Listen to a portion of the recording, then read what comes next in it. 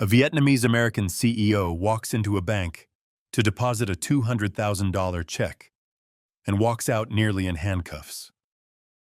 What began as a routine business errand turned into a shocking case of racial profiling when the bank called 911 on her. But what happened next exposed something much deeper and sparked a movement.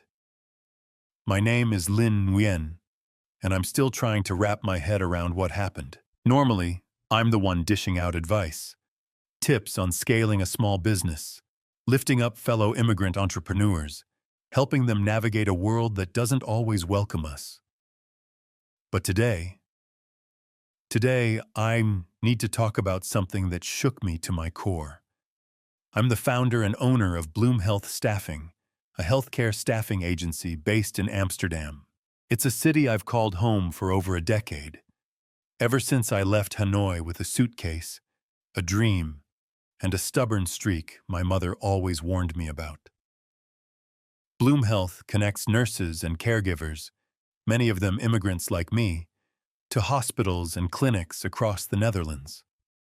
We've grown steadily, carving out a niche in a competitive market.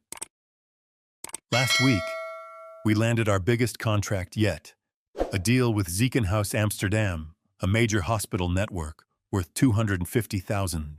It was a milestone, a validation of everything I'd built.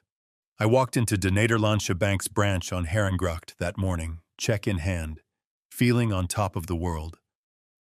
The canal shimmered outside, the narrow brick buildings leaning into each other like old friends.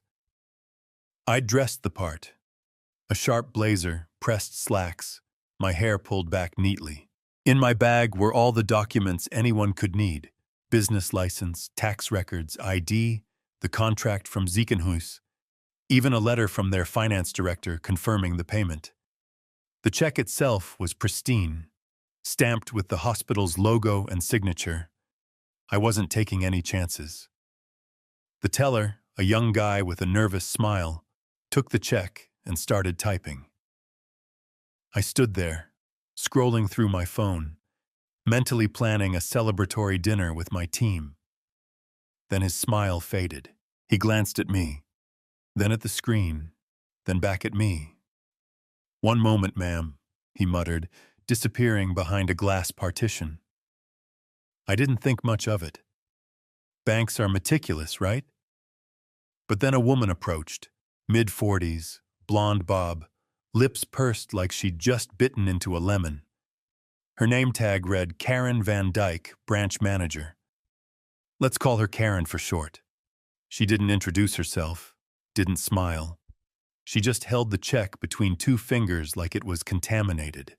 "Is this yours?" she asked, her tone dripping with skepticism. I blinked. "Yes, it's a payment to my company, Bloom Health Staffing. I'm the owner." She raised an eyebrow. "And you're depositing this yourself?" I forced a polite smile. "That's right. It's from a client, a hospital. I have all the paperwork if you need it." She didn't respond, just flipped through the check again, her eyes narrowing. Then came the questions. "How long have you owned this company? Where did you get the funding? Are you sure this check is legitimate?" Each one felt like a jab, less about verification and more about something else, something I couldn't quite name yet. "I've run Bloom Health for 6 years, I said, keeping my voice steady. "The funding came from my savings and a small business loan, fully repaid. The checks from Ziekenhuis Amsterdam. You can call them if you'd like." I slid the stack of documents across the counter. Everything she could possibly need. Karen barely glanced at them. "Wait here," she said curtly, then walked off, heels clicking on the marble floor. I stood there, confused but calm. I'd dealt with bureaucracy before. Immigrant life in Europe isn't exactly a cakewalk. Maybe she was just having a bad day. 5 minutes passed, then 10. People in line behind me started whispering. I caught snippets. What's the holdup? She's been standing there forever. My cheeks burned, but I stayed put. Then I saw them. Two police officers pushing through the glass doors, their radios crackling. My stomach dropped. Karen reappeared behind them, arms crossed, a smug little smirk tugging at her lips.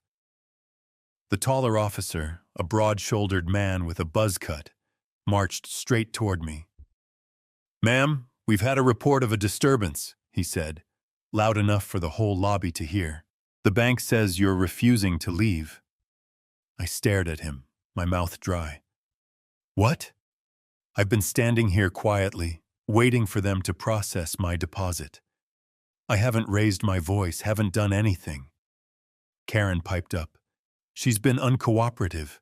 We asked her to leave and she wouldn't." "That's not true," I said, my voice rising despite myself. "I've given you every document you asked for. I'm just trying to deposit a check for my business." The officer didn't even look at the papers still sitting on the counter. "If the bank wants you gone, this is private property. You need to leave or we'll escort you out." I glanced around, dozens of eyes on me, some curious, some judgmental.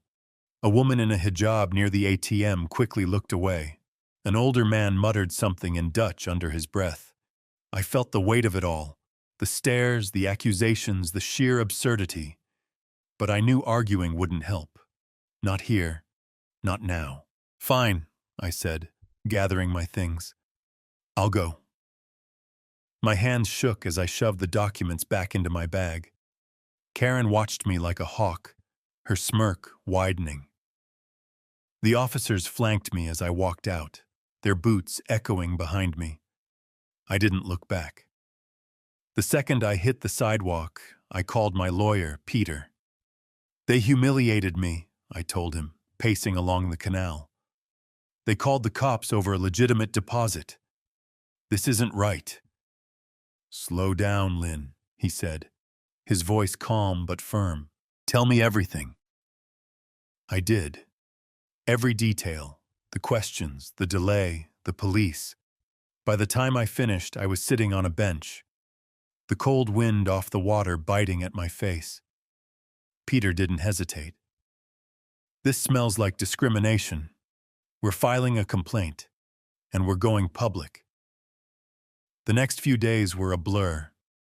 Peter wasn't kidding about going public. By that afternoon, he'd drafted a formal complaint against De Nederlandsche Bank and sent it to their corporate office. He also reached out to a friend at De Volkskrant, one of the Netherlands' biggest newspapers. "This isn't just about you, Lynn," he said over the phone. "It's about how they treat people who don't fit their mold." I wasn't sure I wanted the spotlight. I'd spent years building Bloom Health quietly, proving myself through results, not headlines. But as I replayed that scene in the bank, Karen's smirk, the officer's indifference, the weight of those stares, I realized silence wasn't an option. If I didn't speak up, who would? The story broke the next morning. Vietnamese entrepreneur humiliated at Amsterdam bank over $250,000 deposit, the headline read. The article laid it all out. My credentials, the contract with Ziekenhuis, the bank's refusal to process the check, the police escort. They even quoted an anonymous teller who'd seen it go down. She didn't do anything wrong. The manager overreacted. Social media exploded. Bank bias started trending on X across the Netherlands. People posted their own stories. Immigrants, people of color, even a Dutch-Turkish shop owner who'd been accused of laundering money when he tried to deposit his earnings. My inbox flooded with messages. Support, outrage, a few trolls calling me a liar. One woman wrote, "This happened to my husband in Rotterdam. Thank you for saying something." The bank's response came fast, a canned statement on their website. "We are investigating the incident and take all allegations of misconduct seriously. No apology, no accountability, It only fueled the fire. By Friday, a small crowd gathered outside the Herrengracht branch. Activists, a few reporters, even some of my employees holding signs. Fair banking for all, and Lynn deserves better. I didn't ask them to come, but seeing them there chanting in the drizzle made my chest tighten. I joined them briefly, megaphone in hand. "This isn't just my fight," I said, my voice shaking. "It's for everyone who's been made to feel like they don't belong." That night, Peter called with news. The bank wants to settle.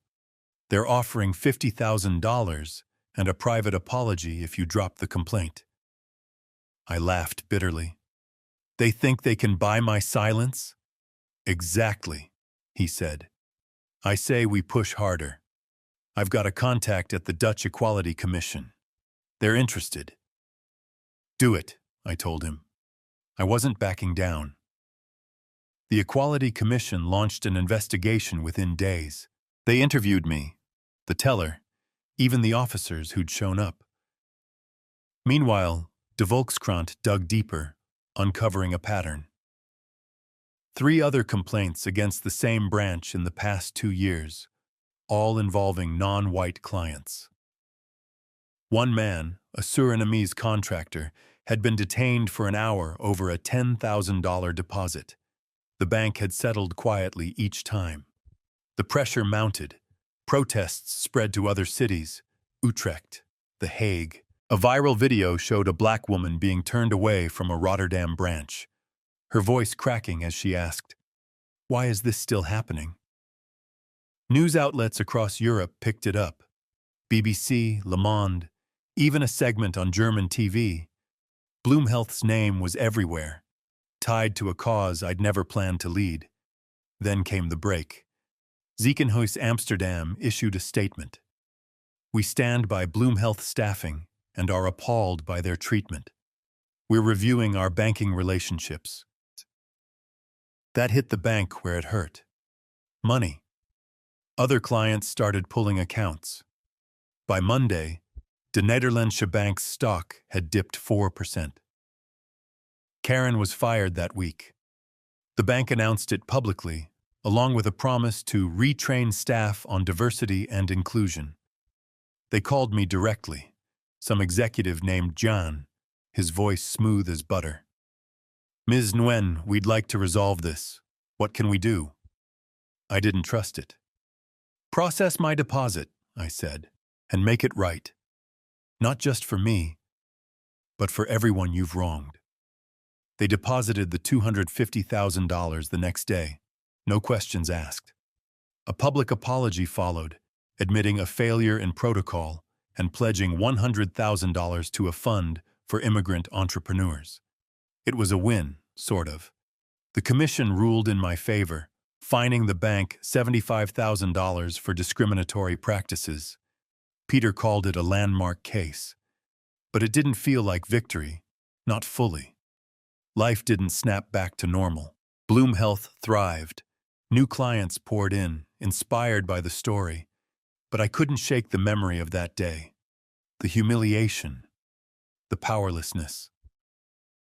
I'd won, sure. But at what cost? My face was on TV, my name a hashtag, yet I still caught sidelong glances on the tram, still felt the need to carry extra ID just in case. One evening I sat by the Amstel River, watching the water ripple under the lights. A young woman approached, maybe 20, Vietnamese like me, a student. "You're Lynn, right?" she asked. "I saw you on the news. I want to start a business someday. Does it get easier?" I didn't know what to say. "Some days," I told her. "But you'll always have to fight a little harder. That's the truth." She nodded, thanked me and walked off. I stayed there, the question lingering. Was I wrong to demand accountability? To refuse to stay quiet? No, I decided. But the fight had changed me. It had changed everything. The bank's training program rolled out. The fund launched, helping a dozen new businesses get off the ground. People still talked about hashtag bank bias, still shared their stories. And me? I kept running Bloom Health, kept mentoring, kept speaking, because silence was never an option again. But as I watched the river flow, I wondered, how many more Karens were out there? How many more banks, officers, systems?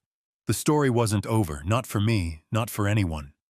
And maybe that's the point. Maybe it's not about winning, but about who keeps fighting.